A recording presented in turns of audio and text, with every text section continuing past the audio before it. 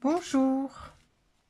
Alors aujourd'hui je vous propose un point de bordure très facile à réaliser également, mais qui se fait sur 2 tours. Donc nous allons le faire ensemble. Je démarre ma petite boucle pour démarrer mon coin. Je démarre sur un coin.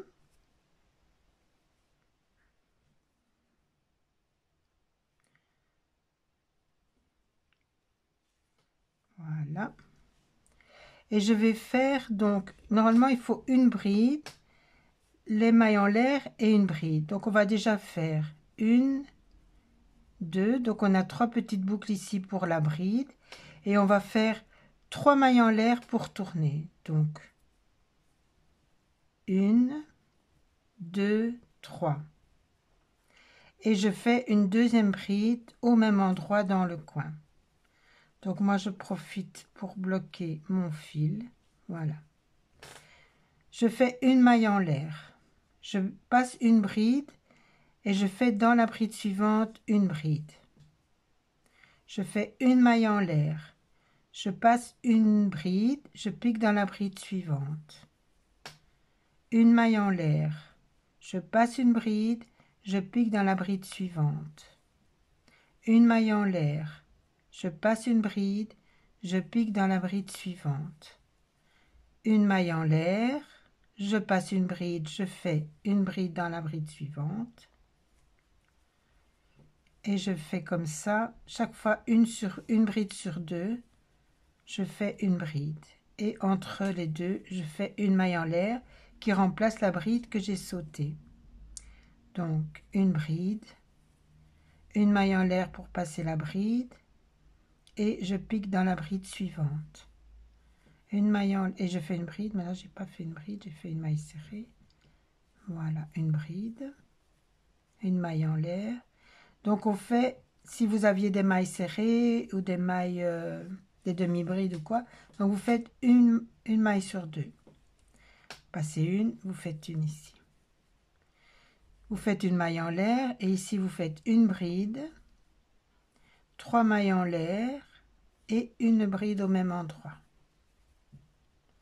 Une maille en l'air, on passe la bride, on pique dans la bride suivante. Une maille en l'air, on passe une bride et une bride dans la bride suivante. Voilà, je vous retrouve quand j'ai fini tout le tour. À tout de suite.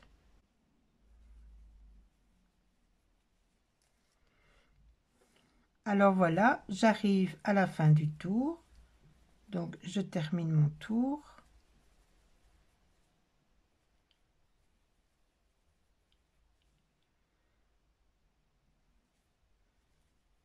Je fais une maille en l'air et je ferme en piquant dans la 3e maille en l'air. Voilà.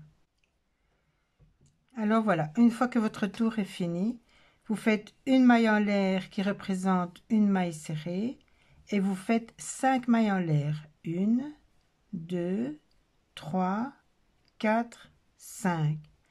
Vous piquez dans la maille serrée, donc dans la première maille en l'air, et vous faites une maille serrée. Vous faites ensuite une maille serrée dans le coin et vous faites 5 mailles en l'air. 1, 2, 3, 4, 5. Vous prenez les 2 petites boucles de la maille serrée, donc ici devant, les 2 petites boucles, et vous faites une maille serrée. Ensuite, vous piquez dans la première bride ici et vous faites une maille serrée. 5 mailles en l'air. 1, 2, 3, 4, 5. Vous prenez les 2 petites boucles de la maille serrée et vous faites une maille serrée. Vous piquez ensuite dans la bride suivante et vous faites une maille serrée. Vous faites 5 mailles en l'air. 1, 2, 3, 4, 5. Vous prenez les 2 petites boucles ici devant de la maille serrée et vous faites une maille serrée.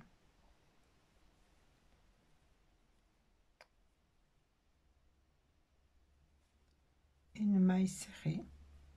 Ensuite, vous faites une maille serrée dans la bride suivante. Une maille serrée.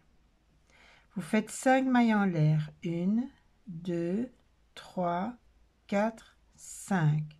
C'est ce que vous allez répéter tout au long du rang. Vous faites une maille serrée, vous refaites une maille serrée dans la bride, 5 mailles en l'air, 1, 2, 3, 4, 5. Vous prenez les deux petites boucles et vous faites une maille serrée.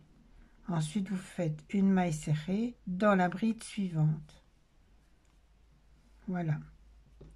Et en fait, cette maille serrée que vous faites pour relier chaque boucle, ça représente la maille en l'air que vous avez fait entre vos deux brides. Voilà. Donc ça, c'est la petite boucle du coin, la boucle ici de la bride et la boucle de la bride ici. Donc vous faites comme ça jusqu'au coin, je vous retrouve jusqu'au coin. Donc je vous répète encore une dernière fois.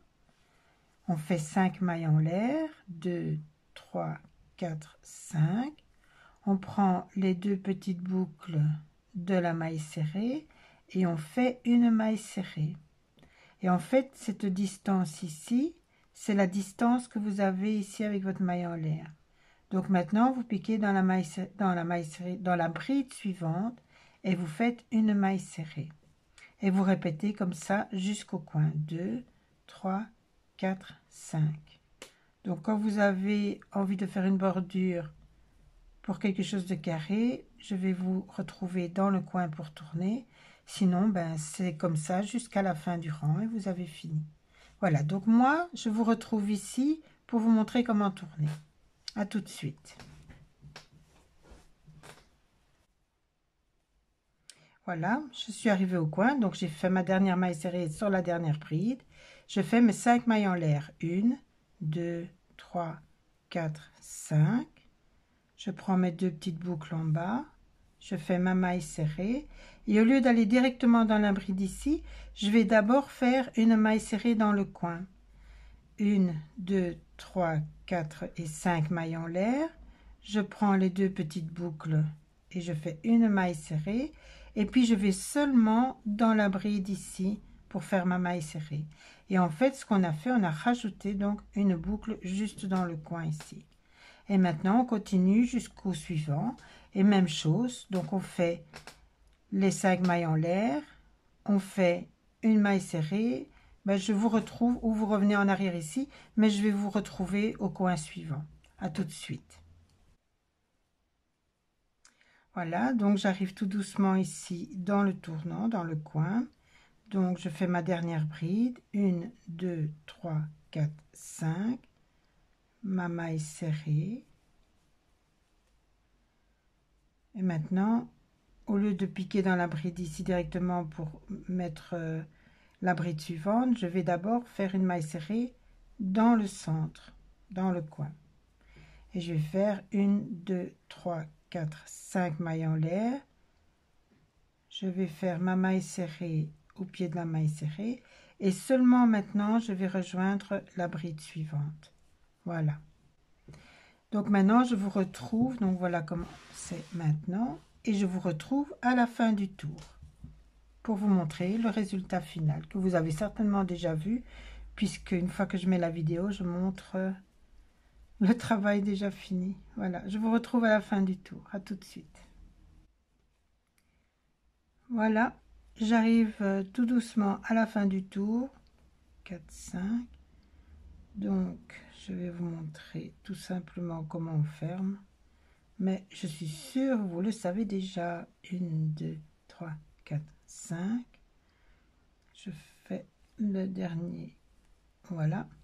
Et maintenant, je rejoins tout simplement ici la première maille en l'air. Je fais une maille coulée. Et comme d'habitude, je fais mes 2 mailles en l'air. Je coupe mon fil. Et je descends pour fermer. Et voilà.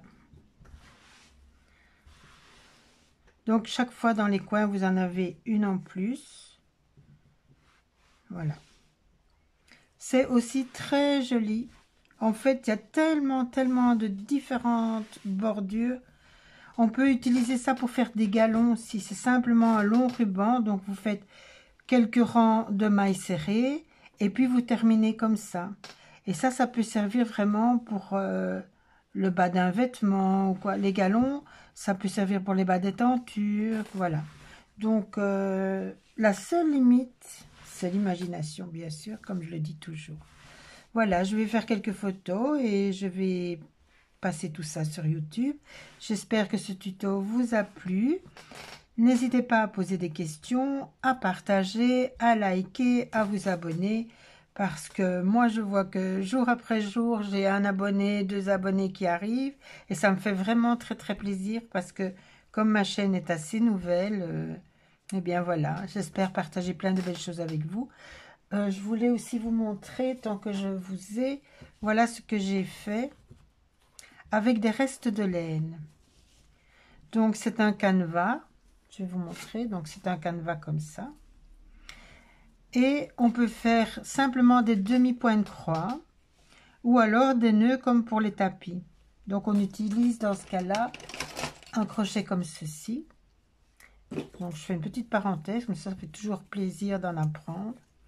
Voilà, vous mettez donc votre laine, je vais essayer d'en trouver une, voilà, un petit morceau de laine. Donc pour les nœuds de tapis, vous passez un crochet, c'est un crochet comme ça avec une petite boucle qui se referme.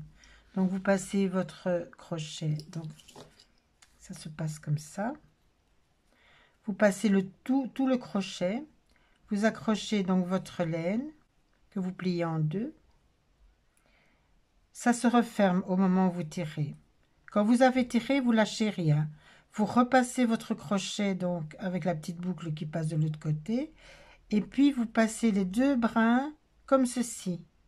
Et seulement alors vous tirez, la petite boucle se referme de nouveau. Vous tirez. Bon, ici j'ai pris vraiment une grosse laine. Voilà. Et ça forme alors un nœud. Et ça, c'est ce qui donne ce volume ici. Donc, c'est le volume tapis. Ceci, c'est un demi-point de croix. Ceci, c'est du ruban. Et dans le ruban, donc, j'ai passé le ruban au-dessus et j'ai passé, je ne sais pas si vous allez bien voir, je vais prendre la pointe des ciseaux. Vous voyez ici, il y a un fil brun qui passe. Donc, c'est pour empêcher la boucle de repasser de l'autre côté, tout simplement. Donc, le fil, mais ça je vous ferai si vous voulez, vous n'avez qu'à le mettre dans les commentaires. Est-ce que ça vous intéresse que je vous fasse un tuto, ne fût-ce que pour ce petit point là, parce que ça vous pouvez le faire avec des morceaux de tissu, de vêtements, n'importe quoi. Et tout ce que vous avez acheté, c'est le canevas et peut-être une pelote de laine ou de coton ou un reste de laine ou de coton pour faire comme ça, pour empêcher votre ruban de partir de l'autre côté. Donc, si vous avez des vieux vêtements, que vous avez envie de garder le souvenir de ces vêtements, eh bien, pourquoi ne pas faire un petit tableau comme ça? Donc, n'hésitez pas à commenter, à me dire ce que vous en pensez. Ça me fait toujours plaisir de vous faire plaisir. Voilà.